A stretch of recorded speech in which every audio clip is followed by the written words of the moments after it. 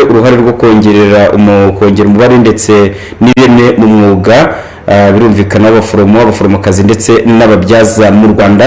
Ibi ni ukubera iki turimo tureba uburyo bagomba kongererwa ireme ndetse hakaba kongerwa birumvikana n'ubushobozi. Ibi byose biterwa n'iki? Birashoboka ko hashobora kuba ari icyuho. Tuzi ko umwaka wa 2030 ku isi bigaragara ko dukeneye abandi baforomokazi benshi umubare mu Rwanda dukeneye abagera hafi ku bihumbi 5 nkuko inzego zibishinzwe zibitangaza. Virgis, reka tuguhereho utubwire ku kijyanye nk'umuntu ukora muri RNM mu rugaga rw'abaforomokazi n'ababyaza. Tunabashimira mbwira badukurikiye ko ari barimo dufasha kugira ngo tubagezeho cyangwa se mukurikirane iki kiganiro. Mbere na mbere murasanga byifashe gute mu bijyanye n'uburezi kugira ngo habe hakongerwa ireme? Musanga rikiri hafi kugira ngo n'ubushobozi bukomeze kuba bwinshi? Nibyo kuko ibyo uvuze, abaforomo n'ababyaza mu Rwanda ni umwuga nk'uko mubibona muri iyi minsi ugenda utera imbere, ariko urebye waturutse ahantu hakomeye. Ugendeye mu mateka yawo, ni umwuga urebye mu Rwanda utamaze imyaka itarenze 50 kuko amashuri yatangiye kubaho. Urebye neza 1949 ariho ayo mashuri nayo yagendaga atanga abaforomo barangiza, ariko ku rwego rwo hasi bahugurwaga imyaka 2 abandi batarize, ugasanga n'abantu bigishwa nko kubyaza gusa. Nyuma haza aho bita assistant medical. Uko iminsi yagiye itambuka kugeza uyu munsi, usanga tumaze kugera ahantu heza ku buryo twatangiye no kugera ku cyiciro cya doctora. Abaforomo barahari, niyo twicaranye ngo niwe. Urumva ko ni intambwe nziza yagiye iterwa, ariko na n'ubu umubare uracyari hasi, ku buryo kugira ngo tubashe gutanga serivisi zireme dukeneye umubare uhagije, kandi tukagira n'amaspecialite agiye atandukana kugira ngo turebe uko twahuza neza n'icyo igihugu cyifuza n'isi yifuza muri rusange. Rero muri rusange nkatwe dushinzwe urugaga, tugiye mu gice cy'imyigire, igice cy'amahugurwa, usanga koko umwuga w'ubuvuzi muri rusange ni umwuga ukeneye amahugurwa ahoraho. Ntabwo ari ukurangiza kwiga ngo ugende wicare, kuko umwuga ubukora ni umwuga uhora ugira udushya. Utwo dushya rero tuba tugomba kumenyekana mu baforomokazi, ababyaza bose, kugira ngo batabasha gutakaza ireme rya serivisi batanga. Hari byinshi rero byagiye bikorwa haba mu rwego rw'igihugu mu gufasha urwo rwego kuzamura ubushobozi bihereye ku mashuri biga n'aho bakora, ariko imbogamizi ziracyahari. Usanga nk'uko bigaragara abaforomokazi n'ababyaza baracyari bake ku bigo bakoraho, ku buryo niyo ugendeye ku bipimo by'ikigo mpuzamahanga OMS cyangwa WHO kigaragaza, cyerekana ko ibihugu biri munsi ya Afurika, iby'Uburayi n'ibindi bimwe by'Uburayi n'ibindi biri muri Aziya biracyafite abaforomokazi n'ababyaza bakeya, bityo bigatuma rimwe serivisi z'ibanze arizo bita primary health care zitabasha kugera ku baturage bose, kandi izo serivisi ziba umurwayi yakagombye kuzibona mu gihe gitoya kitamutwaye iminota 30 ajya gushaka iyo serivisi. Ubwo rero niyo mpamvu iki cyumweru turimo cyo kwibuka kugira ngo tubashe kuzingatira umwuga wacu, tuwuteze imbere, ariko dufatanyije n'inzego zose, harimo inzego za leta, harimo izishyiraho amategeko ajyanye n'umwuga w'abaforomokazi n'ababyaza mu Rwanda, n'abandi bose bafatanyabikorwa, kugira ngo bamenye ko kugeza uyu munsi tugifite gap cyangwa se tugifite ibintu byinshi byo gukora mu mwuga kugira ngo tuwuteze imbere, haba mu kuzamura umubare, haba no gukomeza kuzamura ireme ry'uburezi kandi n'ireme ryo mu mikorere ya serivisi dutanga buri munsi. urakoze cyane ugize uti haracyarimo icyuho muri make nicyo bishatse kuvuga. Iki cyuho rero musanga kuba murimo muri buryo mwongera iryo reme, mwongera uyu mubare, kongera ubushobozi, ku bwanyu murasanga ari inzira yoroshye, inzego zirimo zirabyumva, cyangwa nk'urugaga murasanga hakiri imbogamizi? Urebye mu rugendo naho duhera aho twavuye kugeza uyu munsi, ibintu biragenda neza kandi n'inzego zose dukorana neza, haba ari imiryango za organization zitandukanye, harimo abikorera. Murabizi ko hari za kaminuza z'abikorera zagiye zishyiraho amashuri yigisha ubuforomo n'ababyaza, tunabashimira cyane, tunabakangurira n'abandi kugira ngo babashe gutekereza gukora uko bateza umwuga imbere, banagura ibikorwa byabo mu burezi, banashyiramo ibikorwa bijyanye n'iby'abaforomo n'ababyaza. Ariko nk'uko bivuga, urugendo rwo ni urugendo ruba rukomeye, ariko igihugu cyacu cyabishyizemo imbaraga nk'uko tubibona mu nteganyabikorwa rya Minisiteri y'Ubuzima, rigaragaza kuva rizarangira mu 2024, rigaragaza neza ko rizazamura umubare w'abaforomo n'ababyaza ku buryo nibura umuforomo cyangwa umuforomokazi, abaforomokazi umwe azaba nibura akurikirana abaturage 800 bivuye ku 200 twari dufite muri 2016. urumva ko leta iba yarabitekerejeho nayo uburyo izongera uwo mubare, kuko ibona ko ari ingenzi.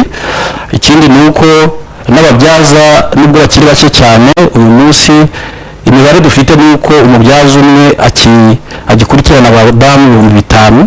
aho ngaho naho haracyari icyuho, naho Minisiteri y'Ubuzima nayo yihaye intumbero ku buryo 2024 muri uwo mwaka tuzaba twamaze kugera nibura umubyaza umwe yaba akurikirana abamama 2,500. iyo rero izaba ari intambwe nziza.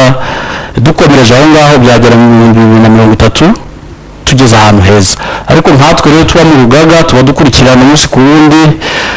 Hari abagenda basaza bava mu mwuga, abo nabo ni ukumenya se havamo bangana iki, abinjira mu mwuga se binjiyemo bazasohokamo bafite iyihe karite.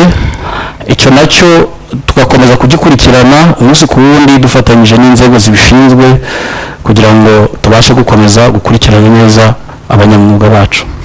urakoze cyane. Reka tujye kwa Dr Mado naho turebe icyo turimo tureba cyangwa se twibandaho mu kanya, cyangwa se muri ubu ni ukongerera nyine birumvikana umubare ndetse n'ireme ku bijyanye n'uyu mwuga w'abaforomokazi ndetse n'ababyaza. uri umwarimu muri kaminuza, biragaragara ko ukurikirana uburezi hafi, ukurikirana baba biga umwuga. turagira ngo mutubwire, mukurikije umubare murimo mwigisha, uburyo abantu bajya mu kazi, uburyo abandi batakajyamo, murasanga koko bikenewe ko uyu mubare wongerwa? murasanga koko n'ireme rikenewe kongerwa? murakoze cyane. urambaza uti ese urasanga koko dukeneye ko umubare wongerwa n'ireme ryongerwa? nagusubiza ko ibyo byombi bikenewe. uyu munsi byombi birakenewe, kubera yego ndi umwarimu, turimo turigisha abaforomo, twigisha ababyaza, ariko nk'uko mugenzi wanjye yahoze avuga, uyu munsi ntabwo turageza ku rwego ko abo twigisha bahagije. ntabwo turabigezeho. yaza bisobanura neza iyo dusanga tugifite umubyaza umwe agomba gufasha abadamu 5,000, cyangwa se umuforomo umwe agomba gufasha abantu 1,200. ni ukuvuga yuko turacyakeneye koko kongera umubare w'abaforomo n'ababyaza uyu munsi. uwo ni umubare navugaga. bivuze ngo rero ngewe nigisha muri Kaminuza y'u Rwanda, turigisha yego n'ubu ngubu dufite hafi 340. abo ni abaforomo. dufite ababyaza hafi ngira ngo 500 bonyine, ariko ubwo ndimo ndavuga mu mantuza yose, mu myaka yose, uhereye mu mwaka wo hasi mu wa mbere kugeza mu wa 4. bivuze ngo rero ntabwo turagera ku mubare twifuza, turacyakeneye ko umubare wongerwa. hanyuma tuvuze ireme ni quality, turarikeneye cyane. kuko urebye yahoze anyura mu mateka ni ukuvuga ngo kwigisha abaforomo n'ababyaza hari ahantu byatangiriye, yego hari aho bigeze uyu munsi.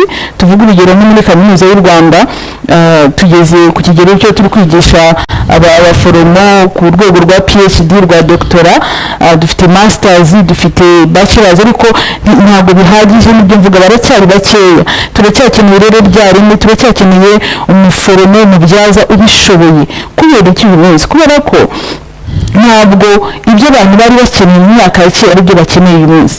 Uyu munsi hagenda havuka indwara nshya. Uyu munsi reba nk'ino covid dufite uyu munsi, hari indwara zindi ziza bitewe n'imibereho y'abantu, ujya wumva za diyabete, ukumva indwara z'imitima, ukumva za kanseri. Ni ukuvuga ngo needs iri hano hanze, cyangwa se ibyo basabwa kugira ngo bakore bakeneye ubumenyi, bivuze ngo bakeneye ryareme.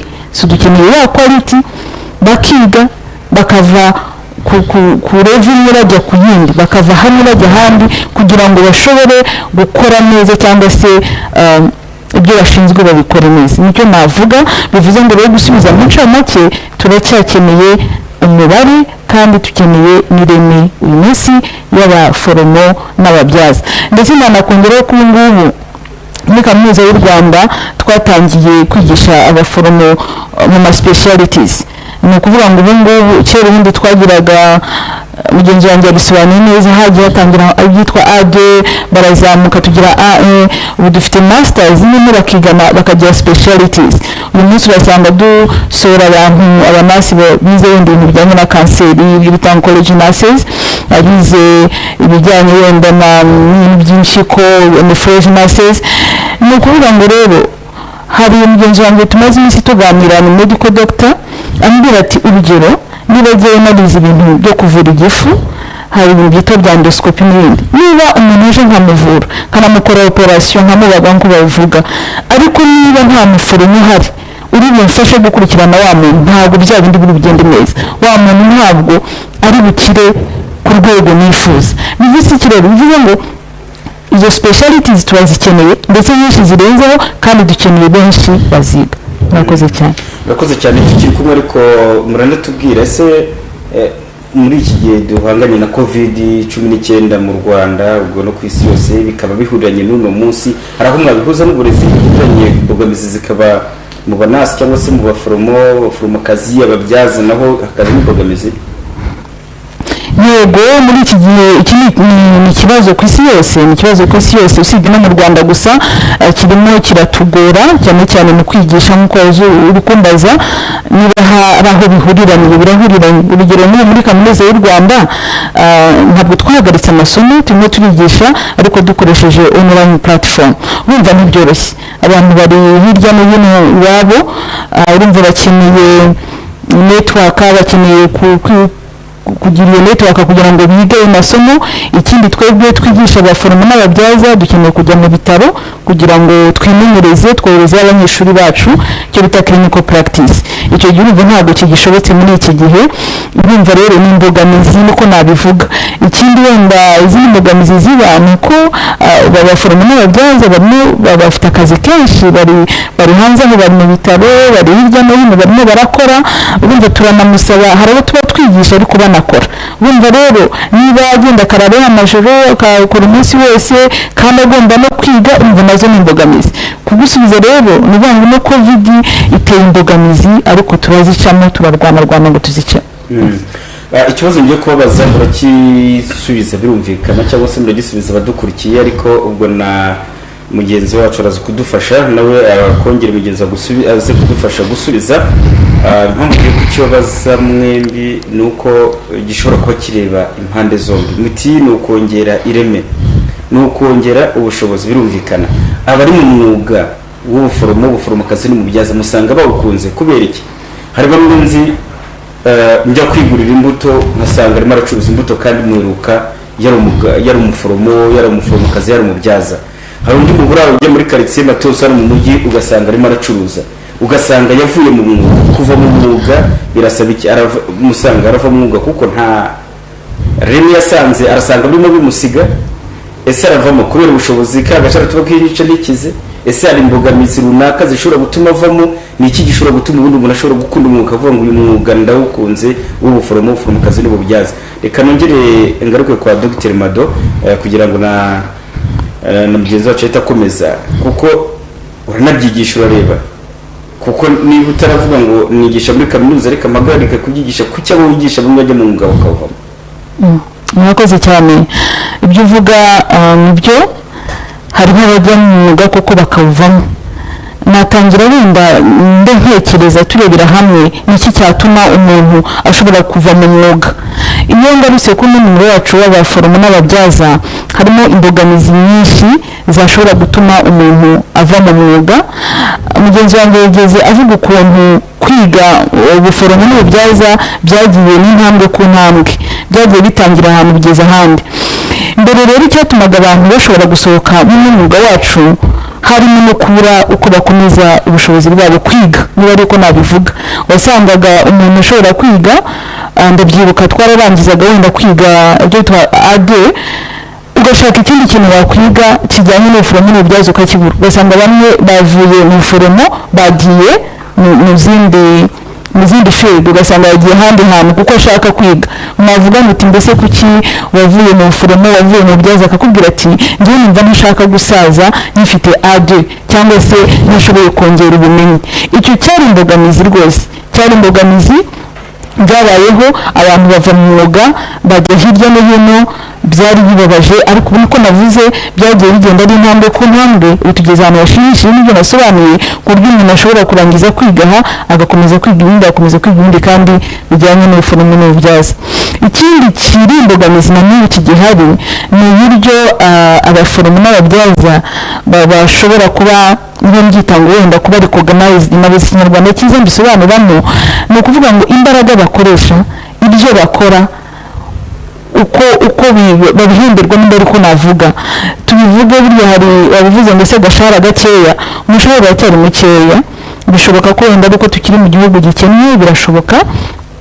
Kandi hari n'inama zagiye ziba guverinoma yacu bagenda bitekerezaho, bashaka gukora icyo bita harmonization of salaries. Ibyo bagiye mu nama zitandukanye, ariko biracyahari kandi bishobora gusunika abantu kuva mu mwuga, kuko urumva n'umuntu afite wenda imiryango ashaka amafaranga menshi, ashaka iki, arashobora kujya gucuruza kuko atekereza ati hano niho hari bumwe amafaranga kurushaho. Biracyahari rero ko abaforomo n'ababyaza barakora cyane, nibo bakorana n'abarwayi cyane, nibo ndetse nihoze nsoma raporo ya OMS igaragaza ko buriya abaforomo n'ababyaza nibo benshi mu bantu bose bakora umwuga w'ubuvuzi. Bumva nibo benshi bari hariya barakora amasaha menshi, bari kumwe n'abarwayi igihe kirekire, ariko noneho byagera kuri wa mushahara ukanguka mukeya kandi bafite ibyo bakeneye mu ngo zabo. Icyo nacyo ni imbogamizi cyahozeho n'ubu kiracyahari. Hanyuma ikindi nasobanura ni uko ni ibintu twavuga ko biri historique. Wasangaga abantu batumva neza ubuforomo n'ububyaza ko ari umwuga wihariye, umwuga ukorwa. Wasangaga hari ukuntu bumva ari nk'abafasha wenda b'abaganga nuko nabyita. Ugasanga rero hari bamwe byakaje cyangwa bidashimishije. Ugasanga ari abantu twagiye tuganira, rero nigeze nkora ubushakashatsi muri mu mashuri, ndeba ibyo bitaga ngo working relationships between nurses and doctors, imikoranire hagati y'abaforomo n'abaganga. Harimo rero byinshi basobanuye, ugasanga nk'umuntu bimuteye kurakara kuko niba avuye mu rugo agiye ku kazi akumva arakomeza arakora munsi y'amategeko y'umuntu, arakora ibyo umuntu amubwiye cyahamuraha. Cyari ikintu nacyo cyabaye imbogamizi. Nibwira kuba ariko kimwe kigenda gikemuka, ko abantu batangiye kumva neza ko ubuforomo n'ububyaza ari umwuga wihariye ushobora gukorwa kandi ugakorwa neza, n'uwukoze akabyubahirwa. Icyo nacyo cyari imbogamizi, wenda hamwe namwe kiracyahari cyangwa kiragenda gikemuka, ariko nacyo cyari imbogamizi. Ndumva naha mugenzi wanjye agakomezaho. Yarakoze Dr Madeleine. Kuri ikibazo twakoze ubushakashatsi 2015 ku icyo kintu, tureba ukunyurwa mu kazi, satisfaction abaforomo n'ababyaza bafite ariko ubushakashatsi bwagaragaje ibintu byinshi ko cyane cyane nk'uko babivuze imyigire y'ubuforomo n'ububyaza yabaye nka esikariye uburyo umuntu yajyaga arangiza kwiga icyiciro kimwe ukabura ahandi ukomereza amashuri yawe kandi ufite ubushake bwo gukomeza kwiga. icyo rero kimwe cyatwara abaforomo benshi icyo gihe ndabyibuka za 2004 2007 aho ngaho n'8 za kaminuza zitarazana amanivo hejuru y'ubuforomo n'ububyaza abantu benshi bagiye bavamo bakigira ibindi. Ibyo nabyo byatwara abaforomo benshi, ariko hari ikindi cyo twabonye mu bushakashatsi kijyanye na imibereho mu kazi.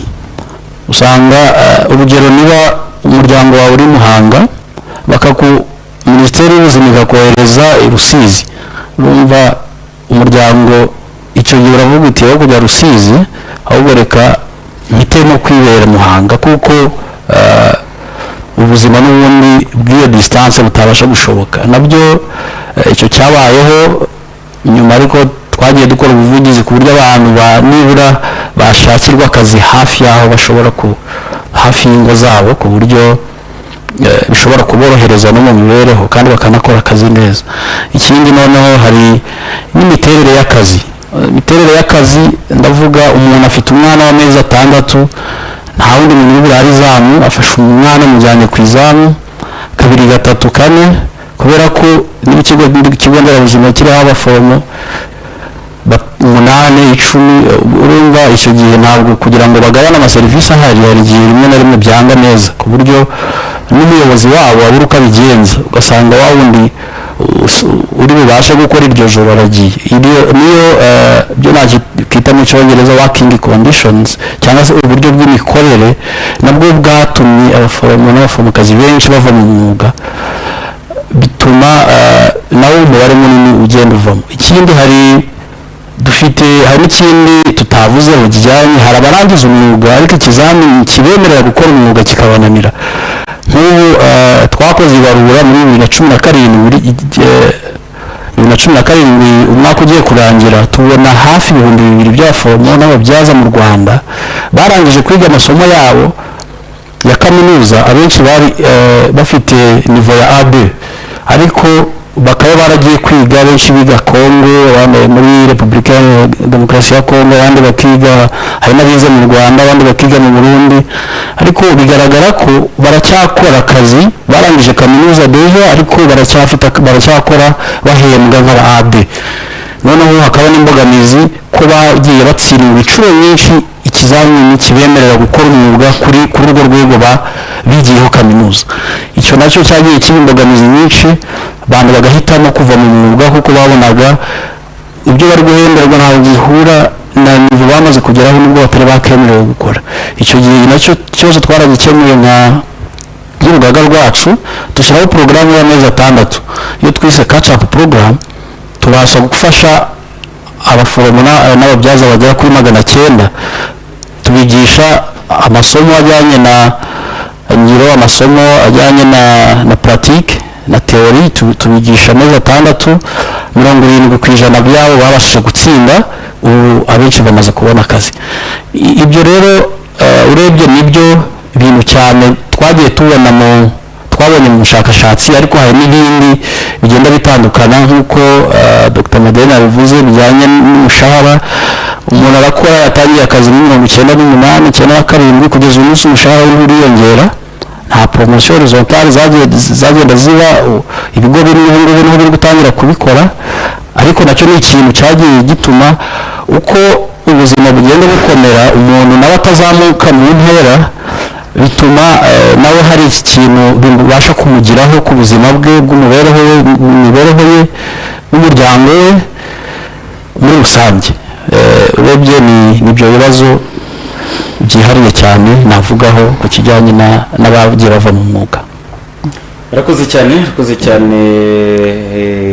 Verisite. Reka mu kanya gato dufata akaruhuko turagaruka.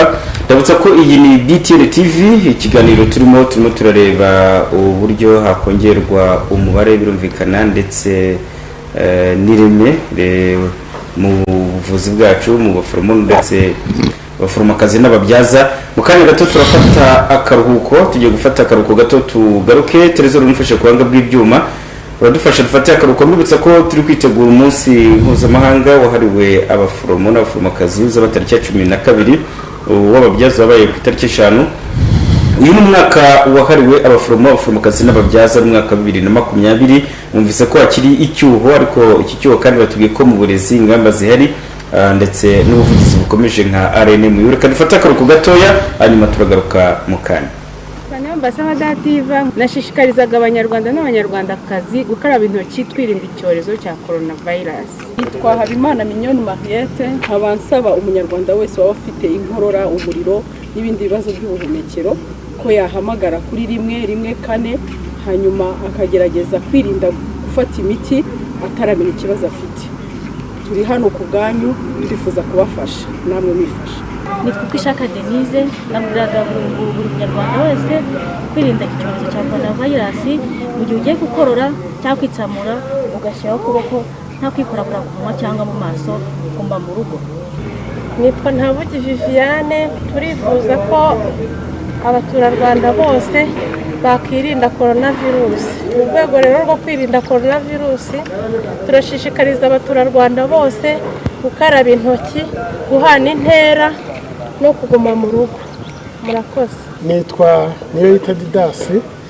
Corona cyangwa COVID-19 iriho, ni indwara iriho, ariko turiho kugira ngo tuyirwanye hamwe n'izindi ndwara. Abarwayi rero ntibarembere mu rugo, nibatugane, turahari ku bwabo. Murakoze. Ubu butumwa n'ubw'urugaga rw'abaforomo n'ababyaza mu Rwanda RNMU. Nyuma y'ubu butumwa rero bwa RNMU ni urugaga rw'abaforomo abaforomokazi n'ababyaza. Ni nabo kandi nakubwira ko turi kumwe muri iki kiganiro kugira ngo gishobore kugenda neza. Tunabifuriza kandi imyiteguro myiza y'umunsi mukuru w'abaforomo abaforomokazi n'ababyaza, nubwo w'ababyaza mu Rwanda yizihijwe tariki ya 5, ariko w'abaforomo n'abaforomokazi ni tariki 12. Turi mu cyumweru rero gitegura umunsi nyirizina.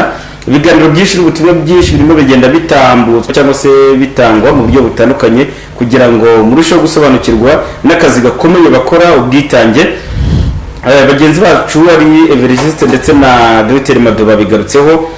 Ikigaragara cyane ni uko bakora akazi katoroshye. Umvise ko umudogiteri atashobora kwifasha wenyine, ndetse iyo unarebye abagana amasantere de santé cyangwa se ibigo nderabuzima, amaposte de santé n'ibitaro bitandukanye, musanga ko burya kenshi wahita wakirwa n'umuforomo n'umuforomokazi yewe n'umubyaza. Bigaragara ko akazi kanini ndahamya ko aribo bagakora, ni nako bimeze kandi naba agaciro rero ni nabo badufasha nyine kugira ngo bite ku buzima bwacu umunsi ku munsi. Bityo niyo mpamvu tugomba kureba uburyo uyu mwuga w'ubwitange, navuga ko ubwitange kuko ukurikije nk'uko byavuzwe umushahara cyangwa se igihembo babona n'akazi bakora, ushobora guhamya ko bidahwanye cyangwa se bidahuye.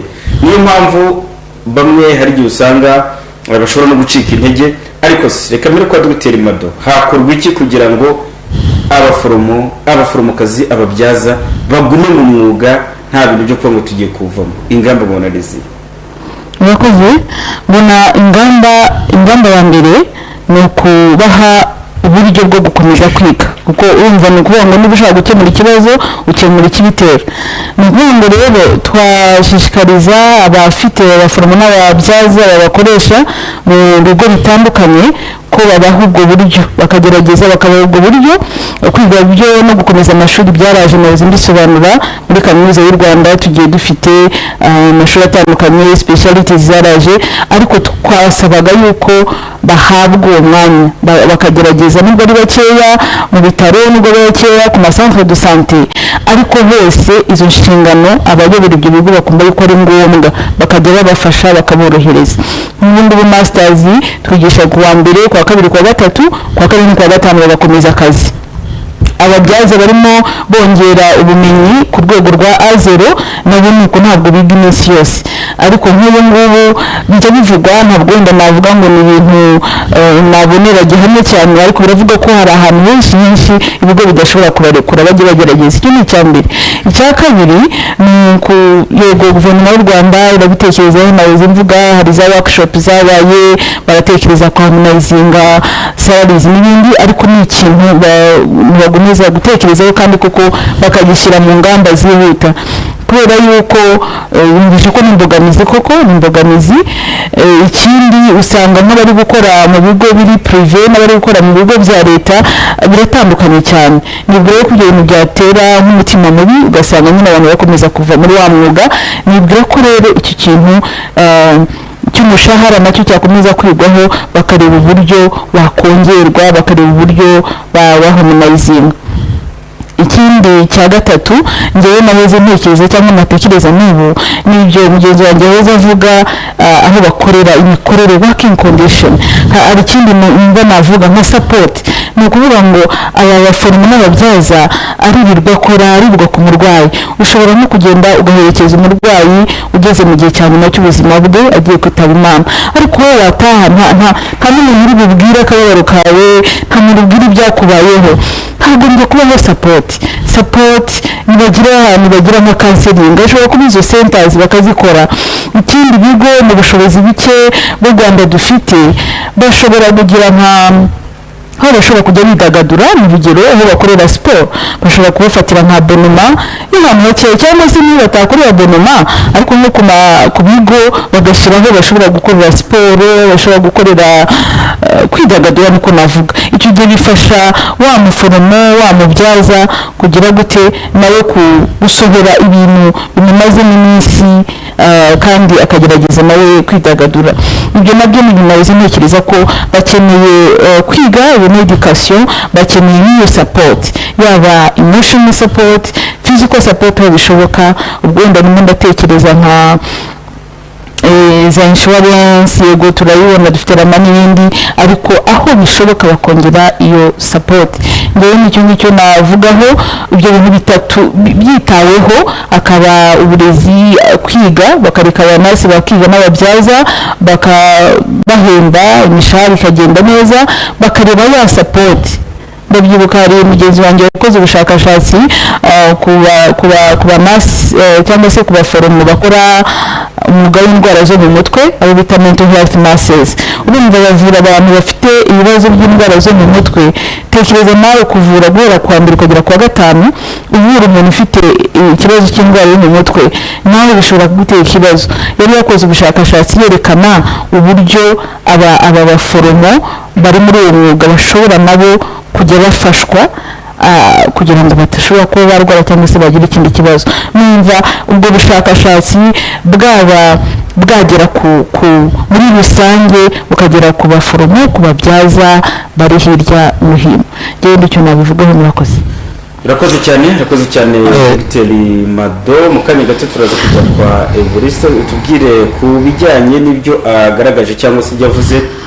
Avuze byinshi mu buryo butandukanye, ndetse anashimangira ko kongera ubushobozi ari ikintu cy'ibanze, ariko bagaragaza no kuba nta masenters cyangwa se nk'ibigo navuga byihariye aho naho bashobora, urebye nabo arasa nk'ugaragaje ko n'abakeneye n'irindi humure bakora akazi. Urumva nk'urwo rugero bafite ibibazo cyangwa se kujyanye n'ubuzima bwo mu mutwe ni ikindi kibazo navuga kitoroshye. Hanyuma Evariste, nka RNM uyu murashobora kureba izo mbogamizi zose namwe niko muzibona, hanyuma niba ari byo cyangwa se atari byo kubera iki murakora iki kugira ngo nk'aho by'umwihariko ushinzwe n'iby'uburezi muri RNM?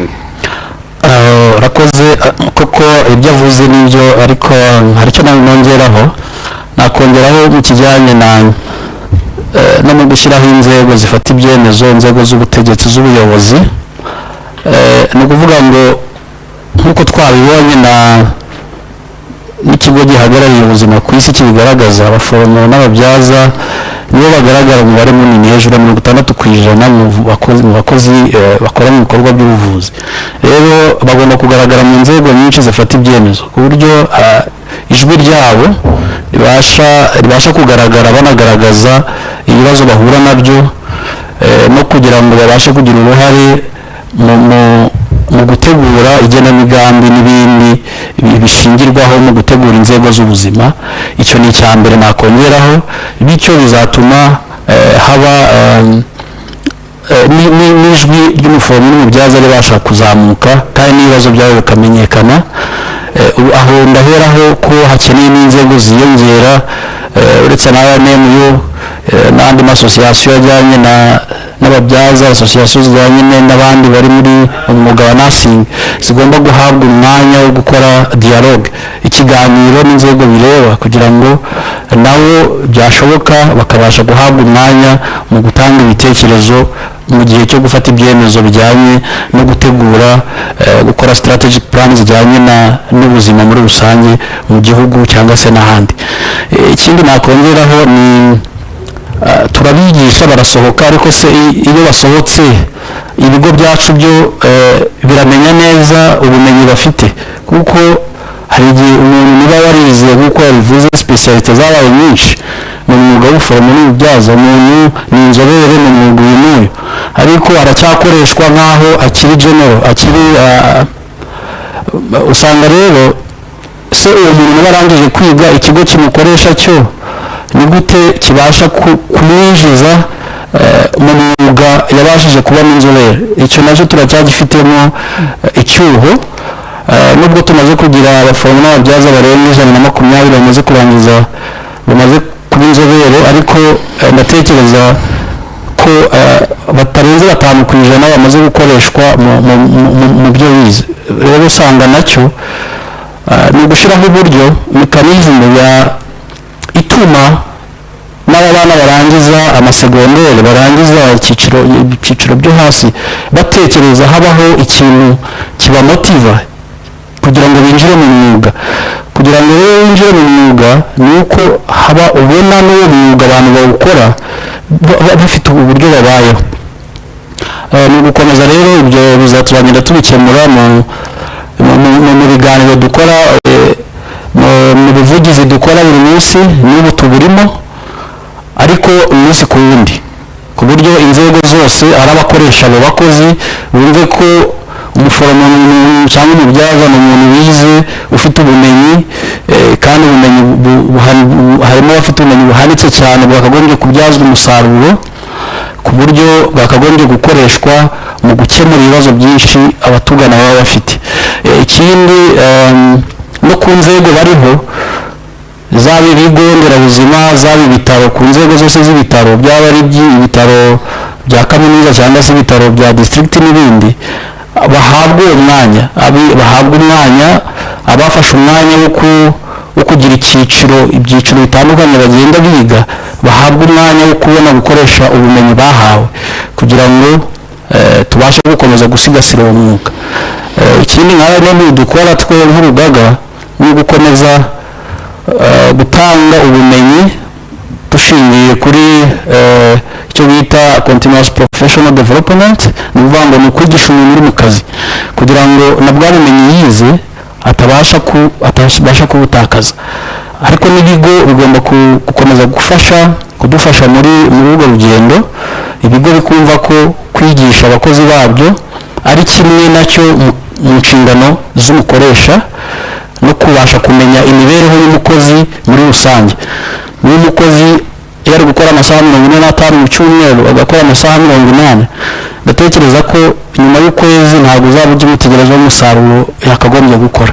Ibyo byose rero ni ukugenda nk'abakoresha nabo babasha kugerageza kumva umunyamwuga, cyane cyane umuforomo n'umubyaza, kuko n'abakoze ahantu aba ari aho ngaho, ntashobora kwa kundi uvuga ngo yajya gukora ku kindi kigo, ntibijya bikunda, kubera ko ni wa muntu uba 100% ari kumwe n'umurwayi, agomba kumenya imibereho y'umurwayi, agomba kumenya icyo umurwayi yifuza ni iki mu isaha ku yindi.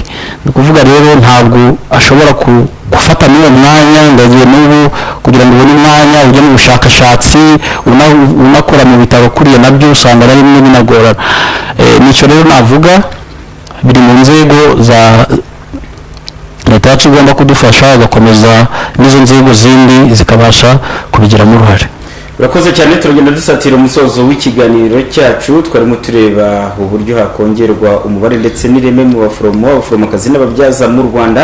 Umwaka wa 2020 n'umwaka hariwe abaforomokazi n'ababyaza mu Rwanda ndetse no ku isi yose. Mu Rwanda rero nabibwiye ko abaforomo n'abaforomokazi uzizizwa tariki ya 12 z'uku kwezi, hanyuma tariki ya 5 ho yizihijwe umunsi w'ababyaza. Yatumwaramutse neza, nitwa Bahati Ntwigikondo.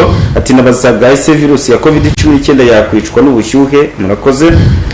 Ni ubutumwa tugiye gusoma, dusigaye iminota 5 gusa tukatuvuye hano muri studio. Yati muraho neza, dushimiye abo batumirwa mutubarize nk'umukozi ugiriye ikibazo mu kazi agahagarikwa binyuranije n'amategeko agifite amasezerano y'umurimo